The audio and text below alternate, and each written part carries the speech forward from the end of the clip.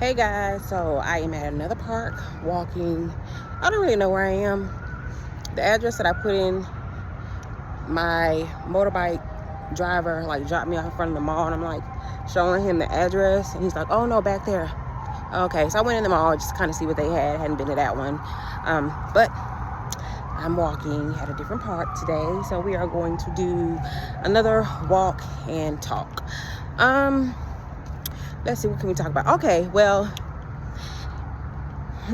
how did I prepare to come to Thailand? Okay, guys, let's talk about that. I actually prepared in a completely different way than I thought.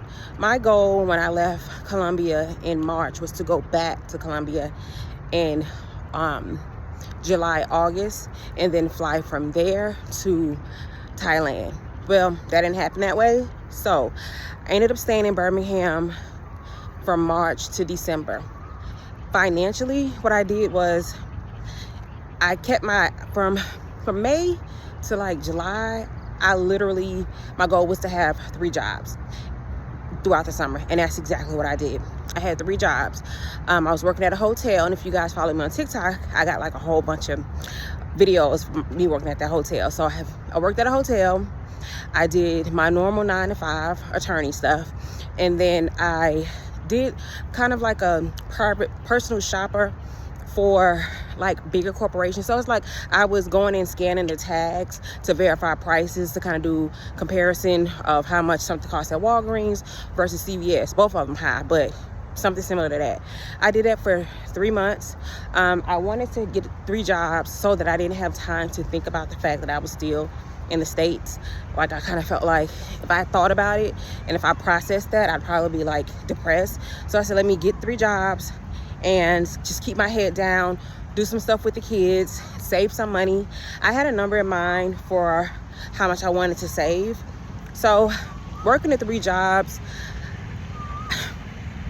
I got there a little bit. So I got to my number, like right below my number, but then I took like 2 or 3, like 2 big last minute trips with the kids.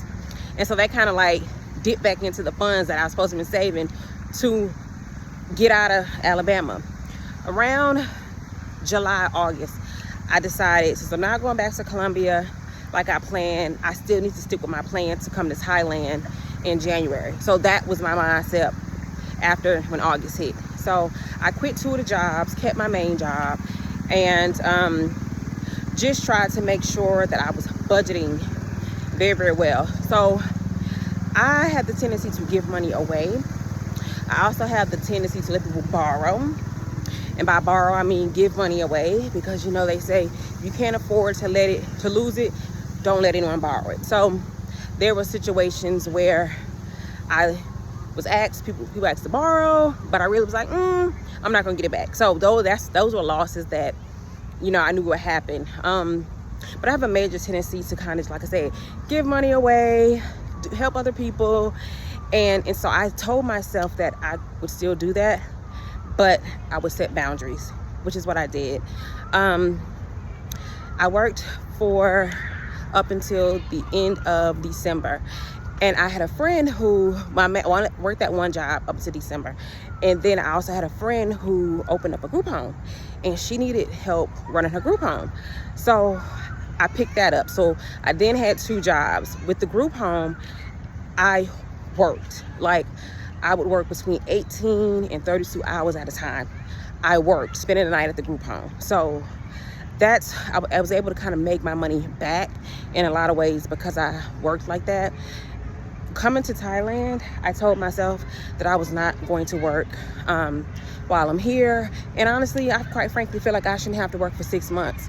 And that's just exactly what I'm going to do. I'm not going to work. I'm not going to do any like contract work, any legal work. I ain't doing nothing, y'all. I shouldn't have to do nothing. I've done enough. And so I'm not going to. Now, that's it. I do have a budget that I've set for myself because I tend to have an issue with, if I see something, I like it, I get it. I feel like I deserve it. I worked hard. I give everybody money. I do for everybody else. So if I see something and I want it, I get it. Sometimes it's not practical. Sometimes it's impulse buying. But yeah, so I said to myself, I'm not going to do that, mainly because I'm in the process of purging everything, because I'm moving out of the country, and I don't want to keep accumulating things to then leave stuff behind. So yeah, I put myself on a budget for each country that I'm going to, based on the number of days, based on the research that I found, based on how much I eat, based on what I want to do. I kind of give myself a budget. So of course my 10-day budget for different countries is going to be different from my 25-day budget. So yeah, that's how I prepared, guys. I worked a whole bunch of jobs. I saved money. I stopped giving money away. I stopped buying things that I didn't need, that I would have to leave behind. And yeah, that's what I did. Let me say this. A lot of times when you're the person that's there for everyone, you tend to not be there for yourself.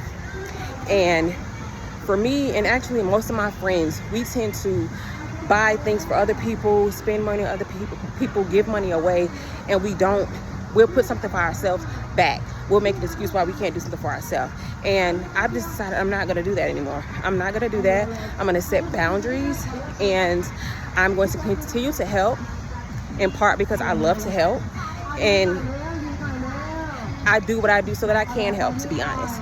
But I'm going to set boundaries, and I'm going to let people figure things out, and then live my life. I mean, yeah, that's really, yeah, the bottom line. But yeah, that's how I prepare financially to come to Thailand. Just work, kept my head down, save, only spent money on the kids. So yeah, I don't know what I kind of walked on into at this part, but yeah, I will talk to you guys later. I'm gonna continue my walk and then see what they got going on right here. I don't know, they got a photo shoot, guys, or something, but we're gonna see it. I'm gonna record it. Talk to you guys later. Bye.